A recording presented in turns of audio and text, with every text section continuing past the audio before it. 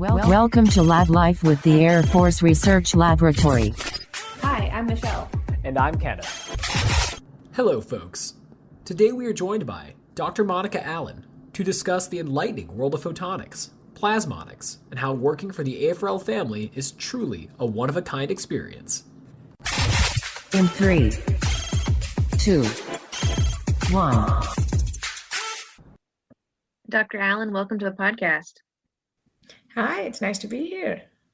Yeah, we appreciate you joining us. You're currently a principal research electronics engineer within our munitions directorate, but we'd like to go back in time a little bit to maybe the reason why you're actually talking to us today. There's a moment in American history that kind of changed a lot of our worlds, including yours. You had a calling on September 11th, 2001. It was kind of a pivotal moment for you in your career. I remember I was a new graduate student. I think we all remember where we were at 9/11, like the exact place is frozen in our minds. But I was a new graduate student at the University of Texas when it happened. It was a day, I think, that shook everybody. And when we heard the news, I remember my advisor calling me and telling me to stay put, not come to the lab, turn on the TV and see what's going on. And don't leave your apartment unless you need to. I really thought it was more like being in Texas, there was a tornado coming down the street or something. But when I actually turned on the TV, it turned out to be much more grim. I had really chosen to move to the US earlier in that year because of the freedom and opportunity it really offers everyone, no matter where you are or where you come from. And seeing that attacked, on that day was very, very disturbing. I decided at that point that I somehow needed to make a difference and do my part. And the best way I could think of was to use my talents as a scientist to help the war fighters that defend this freedom that we had and make our life the way it is possible. And so that's how it changed my perspective, really. Well, thank you for sharing that very personal moment. It changed your whole life and dedicating your work to defend those freedoms. So from that moment on, you had this passion, this calling. How did you end up connecting with AFRL? I mean, you're a graduate student when this occurred.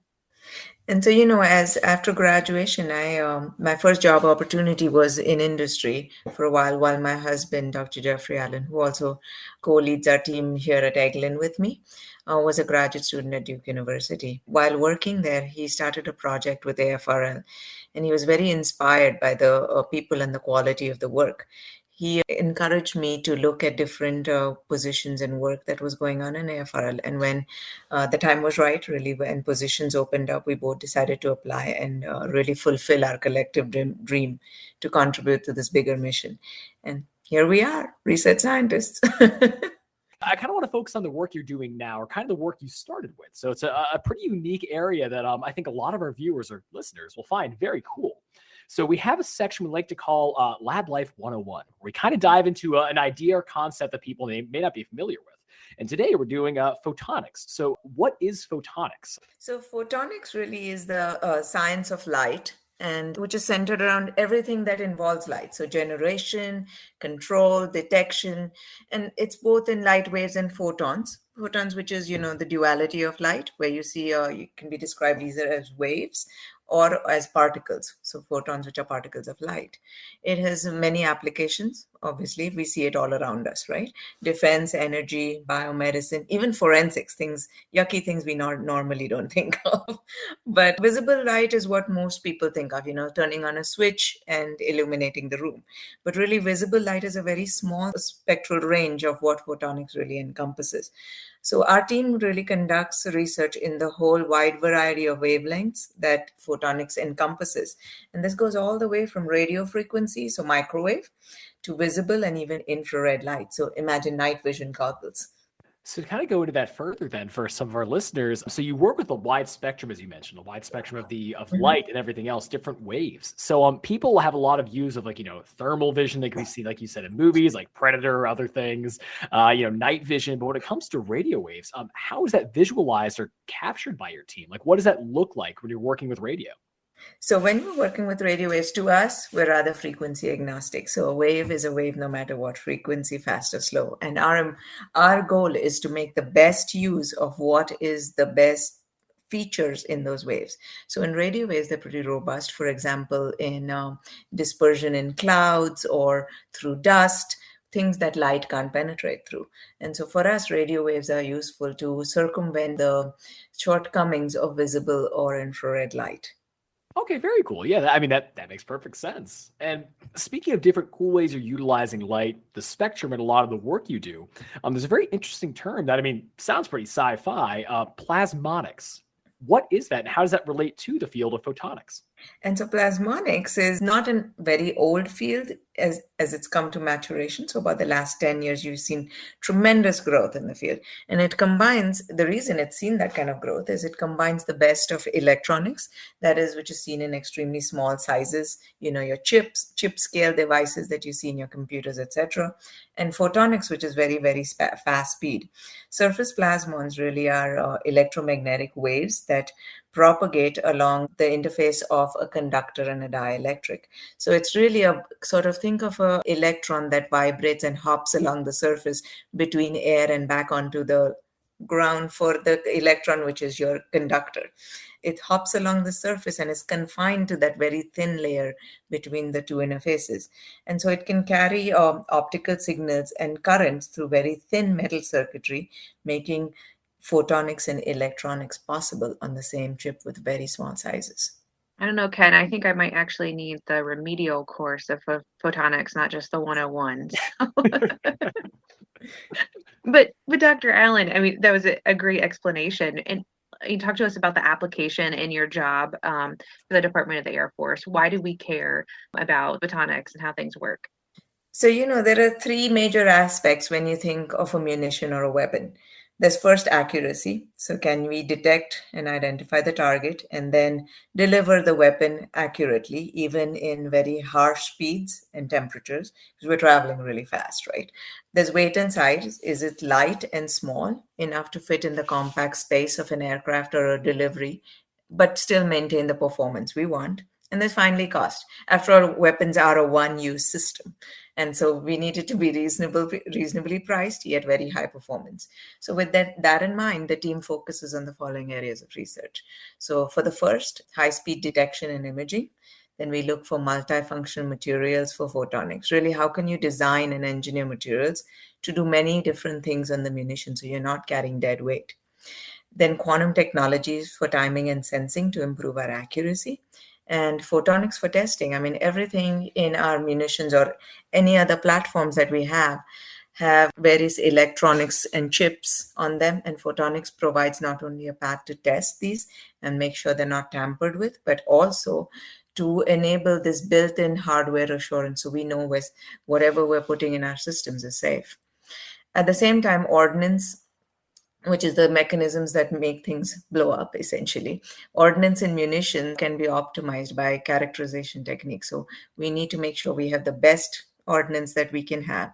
And things like imaging and spectroscopy that are based on photonics can be used to check the efficacies of the blast that we create and also provide a safe path to monitoring the health of our weapons as they're stored and transported. It's kind of an encompassing technology that has broad application.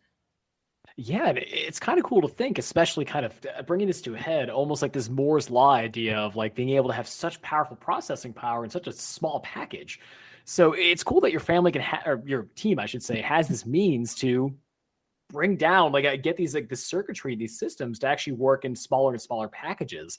So as you project and go forward, I would be interested to hear what your team's day-to-day kind of looks like then, working with such cool high-end tech. Is there really a normal day-to-day, or is it kind of like whatever comes your way, that's what we're going to start doing? It's a little bit of both. Everybody has exciting days, but we really divide our time between the office and the lab. Once a week, we all come meet up. The team meets up. We look at new ideas and research directions or just simply solutions for ongoing projects.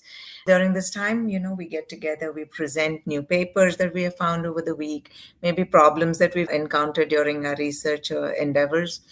then we all brainstorm and really do our best to help each other out so we can make quick progress. And these meetings are also very exciting because sometimes somebody will come up with this, hi, look what I found moment. You find these new forward looking research areas to not only examine the state of art, but how can we really incorporate it into our work. So the typical day is kind of designing and simulating new designs that we've come up with, which is structures, media, devices, or all of the above. And then once this phase is complete, we are in the lab fabricating and trying them out and characterizing a design. So we want to see if the performance we expected out of our simulations is something that we actually got when we demoed it in the lab. And then if not, then how can we improve this? It's a feedback loop. The ideas that are brought up is always exciting, they're interesting, and everybody, going back and trying something new is something that the team always looks forward to. We have a wide variety of multidisciplinary members in our team, and this mixed perspective also always has been helpful to come up with out-of-the-box solutions that have wide impact.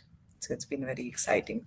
So touching on perspectives, it's interesting to hear about how your team approaches a lot of these different problem areas or areas they want to help. Like, hey, we found a new source or new something we want to work on or new cool objective. Can you kind of take our listeners into the lab then and describe what tools are you using? Are these simulation software, actual things that are emitting these light spectrums that you're looking into, or what does it look like when you're doing some of this experimentation? We have two different labs. We have some that are characterization labs. We certainly have our simulation tools. So we have a variety of tools. We have off-the-shelf simulation tools that we use. Those are mainly the second step. For our more specialized designs, we write our in-house analytical sort of software, and that really helps us understand what is the underlying physics, what's really creating the phenomena that we see. And the simulations are used to verify and really hone in on the right design and optimize performance. Once we make the designs, we try them. We have various characterization equipments that span the spectrum that we're looking at, help us look at performance in every area.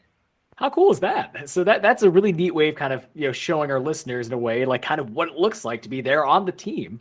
And we have to imagine with a lot of the extensive work you do, the cool stuff you're actually working with in a very hands-on way. But are there any strategic partnerships you have to actually aid along this mission? While the technical part of the mission is obvious and obviously critical, the part of engaging partners is to leverage their expertise so we can get to our goals faster and more efficiently, but also keep an eye on the strategic perspectives of these collaborations, because that is also a big part of our mission sitting here at AFRL. So we have, over the years, had many international academic partnerships as well as defense agencies. Are there any other special projects or research efforts your team is working on that you think our listeners should know about? So, there are two specific areas of research that come to mind. And one is plasmonics. We discussed that a little bit earlier. So our team's pioneering efforts really came up with alternate materials to push plasmonics in the infrared. So before those alternate materials were looked at by the team and characterized, plasmonics was really relegated to the UV and the visible, which are not two regimes of extreme interest to the DoD. Infrared is much more important. So we were able to come up with a material and devices that now really form the baseline for several plasmonic sensors and applications in the infrared. And they provide this highly resonant gain and spectral selectivity that are very important in imaging. And the second one is microwave photonics. And this is not your typical microwave photonics where you're taking light, converting it into an RF signal, and then pushing it down a wire. It's truly an innovative approach to combine RF and optical technology to enable a new class of RF photonic devices that integrates what's the best in RF, which is, it's cheap to fabricate and measure, and extremely ultra-fast speeds of optics, which is light, speed of light, if you will. And so to be able to combine those two unique capabilities is really what this phenomenology enables. And these, I think, will find broad applications in sensing, signal control processing, metrology, etc. But what really is interesting and has really led to the success of these examples I've given you is the tip-to-tip execution of research that the team conducts. So I just want to highlight that. Yeah, I was going to say, listening to everything, it really feels like your team is involved so much, like the basic research, the application, the strategic partnerships, What's it feel like? You use the phrase tip to tip. What's it feel like to own all of that part of the R&D process? And so, for us, tip to tip really means looking at the future needs of the warfighter to come up with solutions. These are often known as pulls, while keeping an eye on interesting phenomena and emerging science to bring functionality we haven't thought of yet for the future battle space. And those are known as pushes. So, the team looks at both push and pull, and that sort of comes from into play with basic research and then the applied research end. We really look at how science can be transformed into a viable design. Once we come up with a concept or design, we look into how the underlying physics can be modeled so we understand what's giving rise to the phenomena. Once we understand this, we come up with the material requirements for the design and simulate these parameters to predict performance. And these material and structure parameters are then used to, once optimized, are used to fabricate the devices. And the deviations are fed back into the simulations to see if the performance is acceptable. And if not, we optimize the design. And this tip to tip methodology, or a feedback loop, if you will, allows the team to have ownership, satisfaction, and we really can see the project through to completion. It also gives us unique insight into every step of the process. So we're not handing off something and wondering what happened to it. And this provides valuable scientific lessons and also builds in-house expertise. And I think the push and pull that you highlighted, that's something that we hear a lot about from our researchers, because it's not only are we responding immediately to the warfighter saying we need this, but also we're predicting things that they may not have even imagined that they need. And so it's very interesting.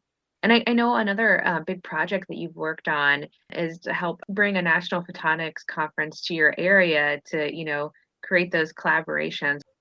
The team is able to be the founders of what is known as the IEEE Rapid, or Research and Applications of Photonics in Defense Conference. It's an annual international conference held in the local Eglin area, which brings together government, academia, and industry in a global forum to present not only fundamental basic research, but also innovative technologies and networking opportunities to build collaborations to solve critical security and defense problems. This is a broad conference. Photonics is a broad area, and so we have to cover many aspects. We look at everything from device physics, algorithms, test and evaluations, just to name a few tracks. And with the broad topics covered, the conference also attracts diverse participation and collaboration from academia, industry, defense, and government agencies to, share technical depth and breadth while networking with peers. And again, this is not relegated, it's not a domestic conference, so you really get to expand your global horizons. It is also a way for looking at how can we perform multidisciplinary work. And we touched on this a little bit earlier, leverage other efforts and look at how research is progressing in other parts of the world as well. This is an opportunity also for our STEM development. There is a Women in Photonics session for diversity, and also workforce development through networking. It's allowed the local workforce to participate in technical sessions that not only via volunteering and technical presentations, but also in leadership opportunities. We think that this has been a tremendous opportunity for all of us SNEs here in this area, and we're very happy to have founded and sustained this conference now leading into its 5th year. This whole podcast episode, I'll throw a pun in there for Ken. We've barely illuminated a little bit of the work that you do on photonics. I was considering shine a light on, but it's like illuminate. That's a little more powerful. I love them both. Thanks, Ken. Your approval means a lot to me. And anyway, so you mentioned it within this conference, doing a lot of things, including STEM, and I know developing the workforce is something very important to you.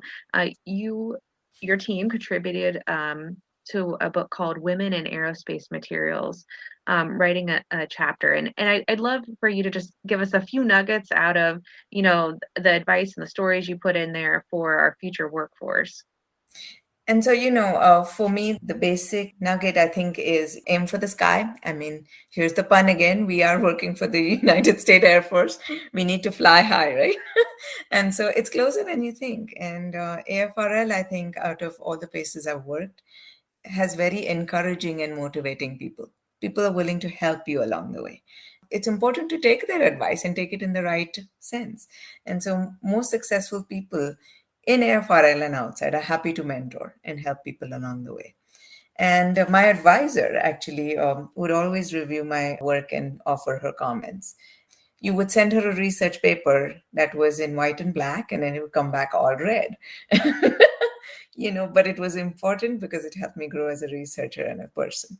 And it really changes your perspective when somebody takes the time to critique your work and understand the difference between harsh criticism versus constructive criticism, and to be able to take that to improve yourself. So it's really all about perspective. You can choose to see the positive and it'll go a really long way, not only in your attitude, your progress, but also your team. And that just made me think all the red markups.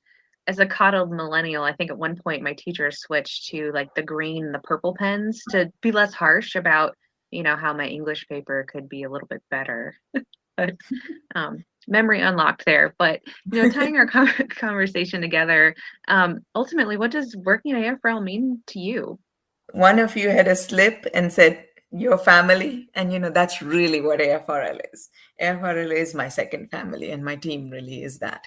They have supported me to achieve my dreams and pursue some very extraordinary research that, I couldn't have even dreamed of maybe a few years ago. And so all this while balancing the demands of a family life. As a woman, that's important. I achieved my dream not only to be a scientist, but I'm very proud to work on the nation's most critical security and defense problems here at AFRL, but also to be a wife and a mother. And what is really amazing, I didn't have to choose between one or the other. My Air Force career really allowed me to do both. It's very exciting and rewarding. At career fair, my son was asked, what does he want to do? And he said, I want to be a scientist just like my mom. And that was amazing. That is so heartwarming. It really is. Slip up. I mean, I'm glad it all came together. That really we are the AFRL family, and to hear what it's like to be part of it is inspiring. So we want to thank you, Dr. Allen, for taking the time to speak with us today, cover your amazing career, cool stuff about photonics and plasmonics, and how to aim high, like you said. So thank you again for joining us. Thank you so much. Make sure to follow us on social media at Facebook, Twitter, LinkedIn, Instagram, and YouTube at AF Research Lab. And remember, stay curious. Logging off.